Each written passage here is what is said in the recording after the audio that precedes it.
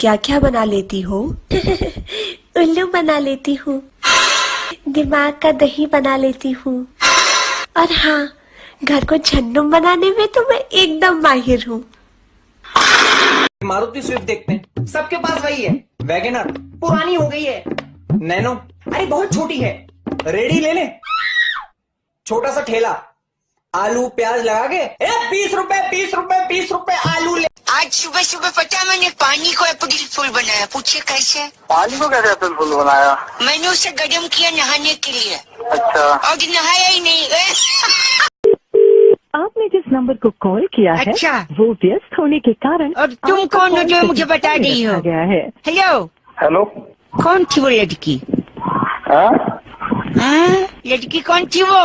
Hello. और हम गोवा आए हुए हैं, यू नो, हर गर्मियों की छुट्टी में हम यहाँ पे आते हैं। हमारा दूसरा घर हो गया है ये तो। कल मुही किससे बातें कर रही है?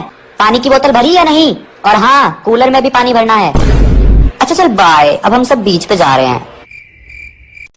अच्छा, टीचर ने अपना नाम बताया? नहीं। क्या कह रही थी? नाम नहीं बताना मैंने।